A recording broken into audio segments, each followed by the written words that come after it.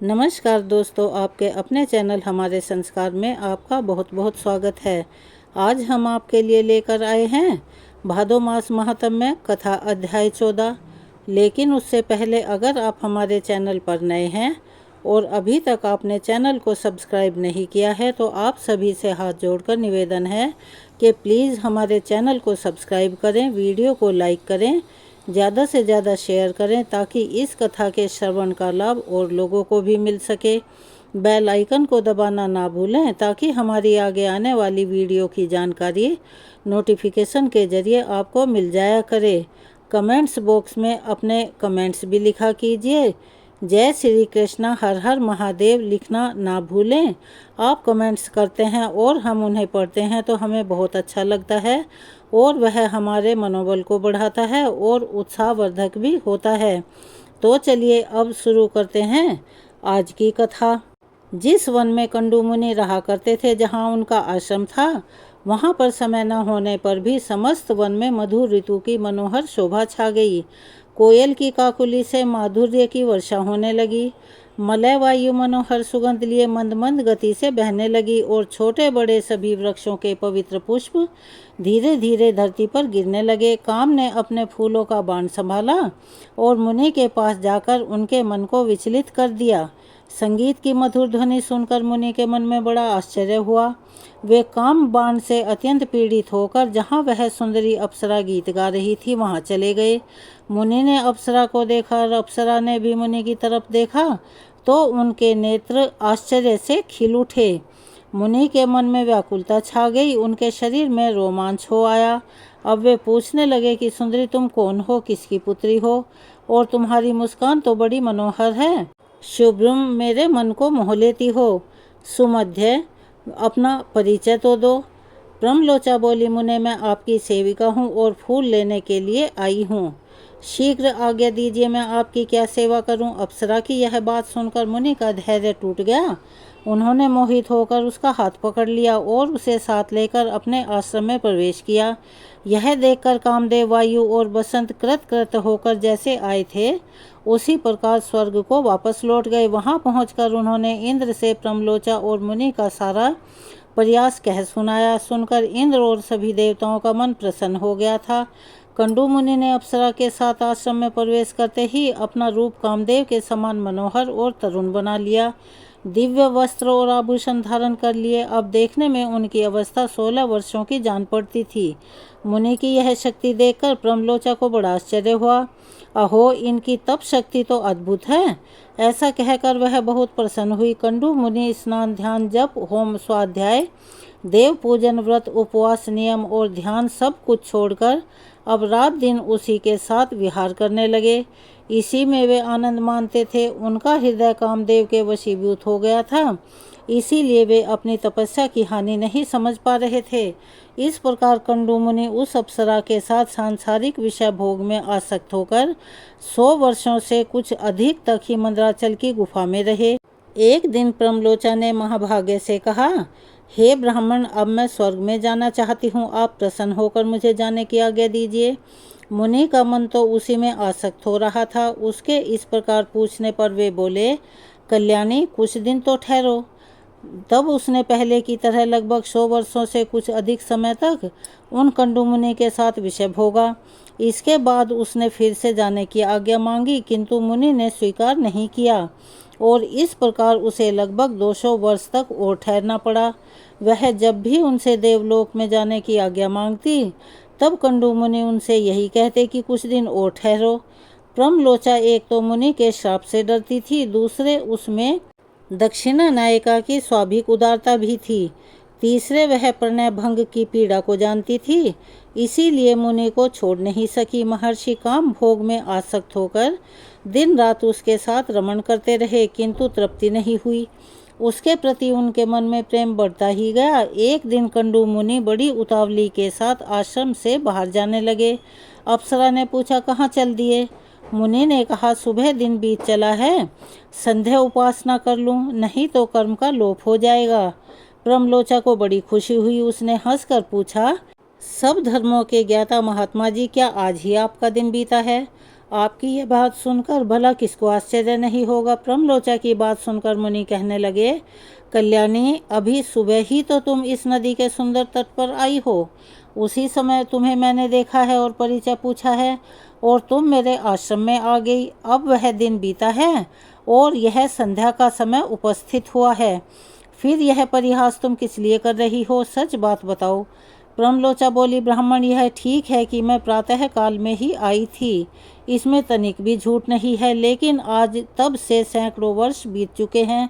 ब्रह्मलोचा की यह बात सुनते ही मुनि को बड़ा भय हुआ। उन्होंने विशाल नेत्रों वाली उस अप्सरा से पूछा कि भीरू, सच सच बताओ तो सही, तुम्हारे साथ लगातार रमण करते हुए अब तक मेरा कितना समय बीत चुका है? ब्रह्मलोचा बोली, मुने, मेरे साथ आपके 907 वर्ष 6 महीने और 3 दिन बीत चुके हैं। सुनते ही ऋषि ने कहा, सुबह, क्या तुम सच कह रही हो या परिहास कर रही हो? मुझे तो लगता है कि तुम्हारे साथ मैं केवल एक ही दिन रहा हूँ।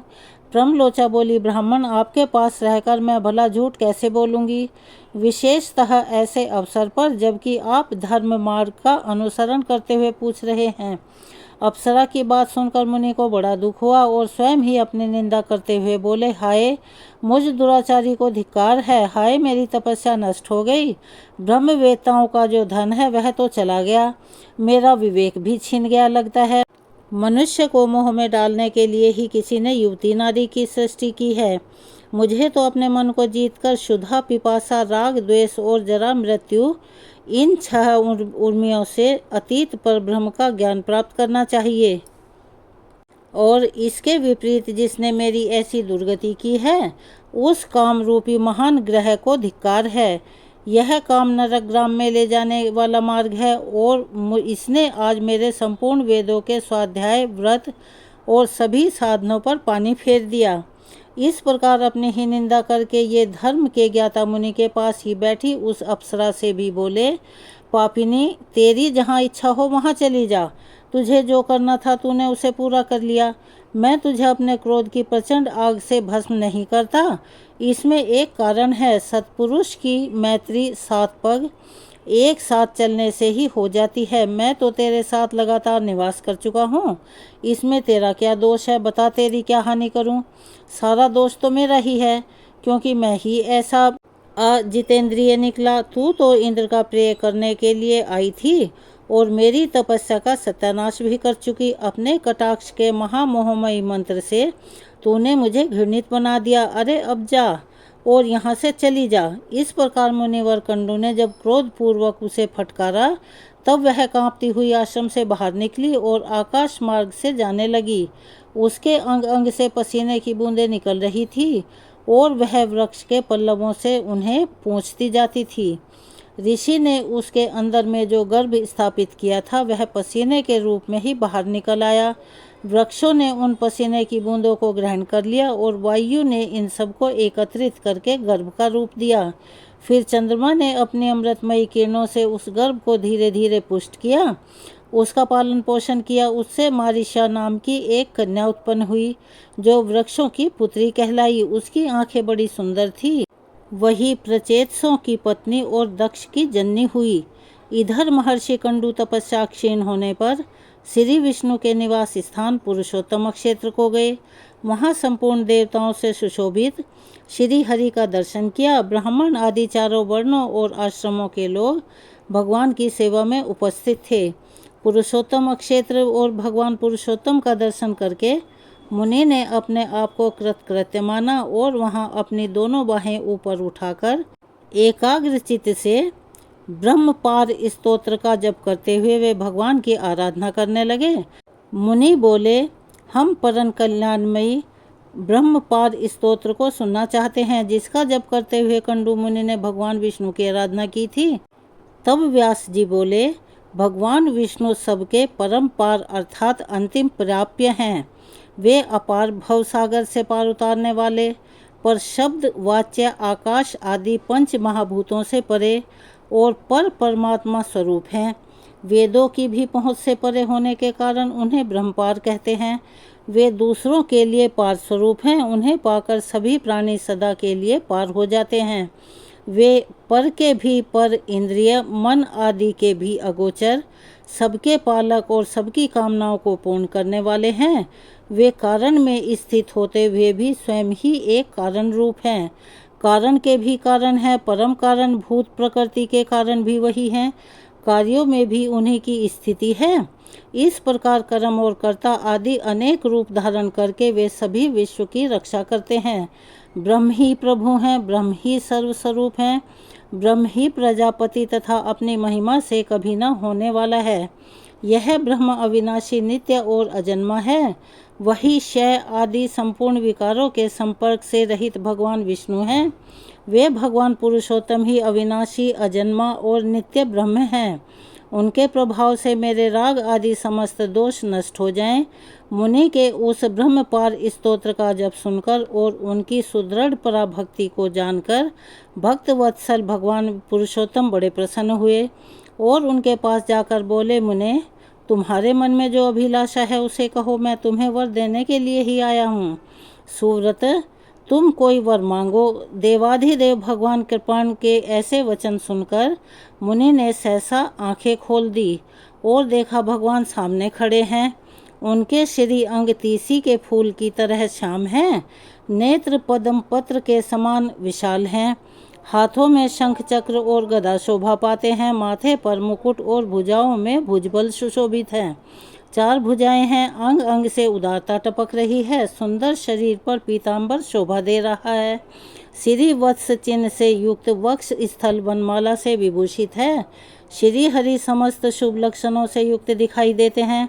उनके अंगों से सभी प्रकार के रत्नमयी आभूषण शोभा पा रहे हैं।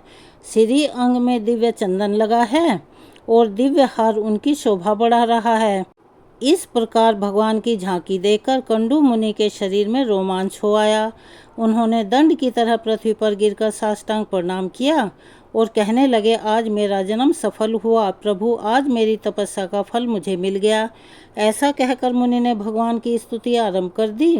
कंडू मुनि के द्वारा स्तुति किए जाने पर भगवान विष्णु ने प्रसन्न होकर कहा, मुनि श्रेष्ठ, अब तुम मुझसे जो कुछ पाना चाहते हो उसे शीघ्र कहो।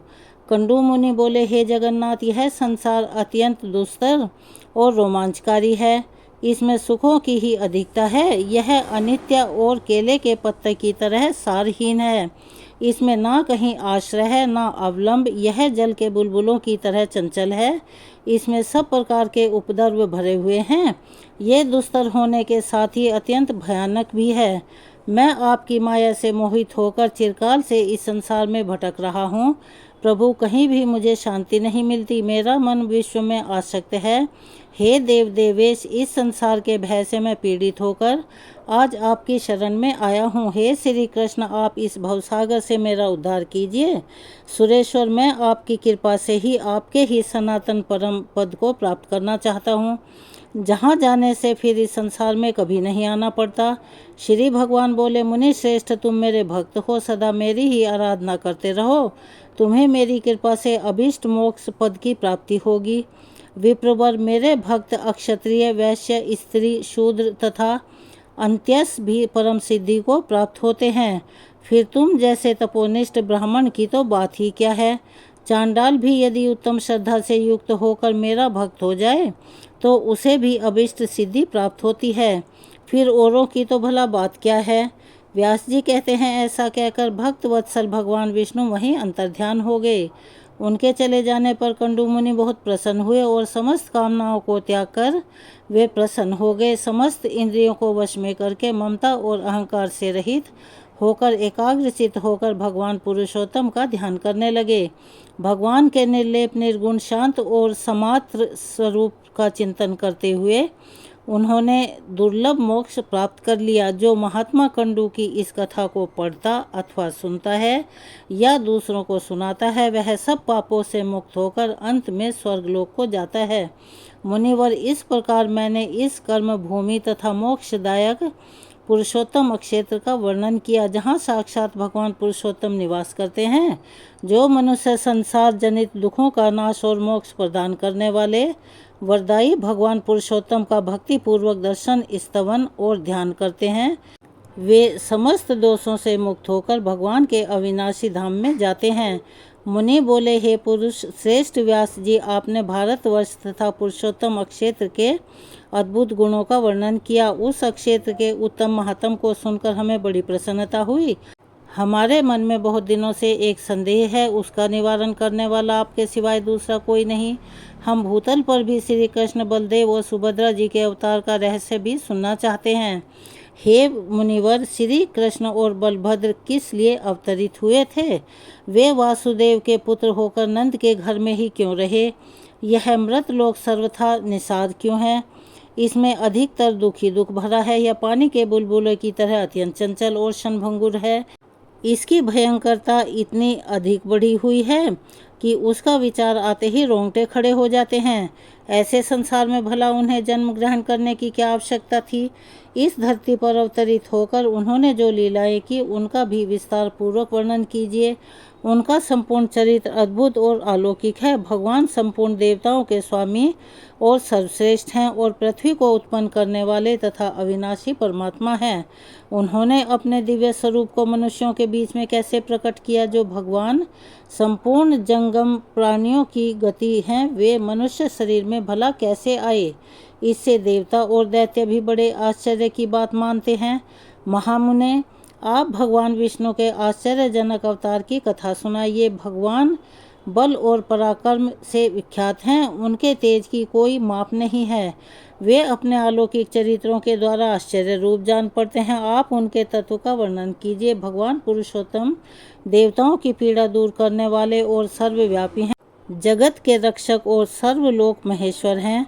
संसार की सृष्टि, पालन और संहार सब वे ही करते हैं। वे ही सब लोगों को सुख देने वाले हैं। वे अक्षय, सनातन, अनंत, क्षय वृद्धि से रहित, निर्लेप, निर्गुण, सूक्ष्म, निर्विकार, निरंजन, समस्त उपाधियों से रहित, नित्य, अचल, निर्मल, व्यापक तथा शाश्वत परमात्मा है। सतयुग में उनका विशुद्ध हरि नाम सुना जाता है। देवताओं में वे बैकुंठ और मनुष्यों में श्री कृष्ण नाम से विख्यात हैं। उन्हीं परमेश्वर की भूत और भविष्य लीलाओं को, जिनका रहस्य अत्यंत गहन है, हम सुनना चाहते हैं।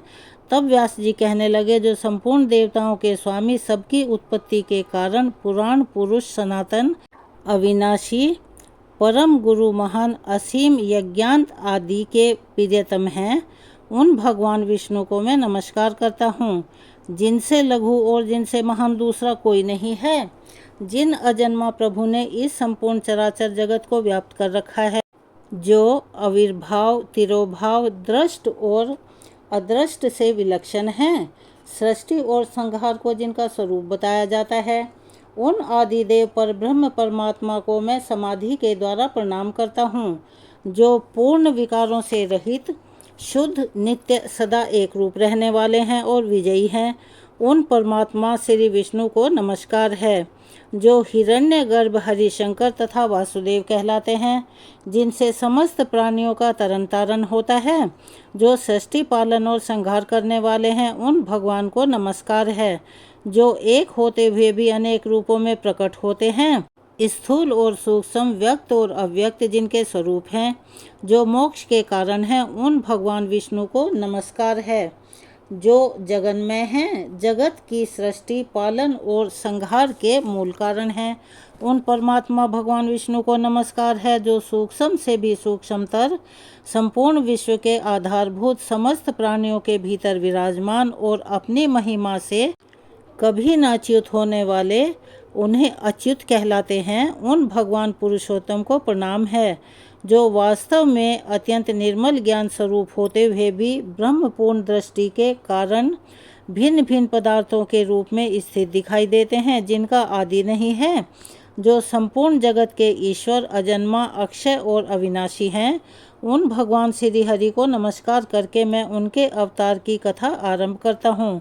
इस प्रकार व्यास जी ने मुनियों को जो भी कथा सुनाई, उसका वृतांत हम आपको अपनी अगली वीडियो में सुनाएंगे। कृपया उसका इंतज़ार अवश्य कीजिएगा। अगर आप हमारे चैनल पर नए हैं और अभी तक आपने चैनल को सब्सक्राइब नहीं किया है, तो प्लीज़ हमारे चैनल को सब्सक्राइब करें, वीडियो को लाइक करें, ज़्यादा से ज़्यादा शेयर करें, ताकि इस कथा के श्रवण का लाभ और लोगों को भी मिल सके। बेल आइकन को दबाना ना भूलें ताकि हमारी आगे आने वाली हर वीडियो की जानकारी आपको नोटिफिकेशन के जरिए मिल जाया करे। अपना प्यार और सहयोग हमें ऐसे ही देते रहें। कमेंट्स बॉक्स में अपने कमेंट्स भी अवश्य ही लिखा कीजिए। जय श्री कृष्णा, राधे राधे, हर हर महादेव लिखना ना भूलें। धन्यवाद।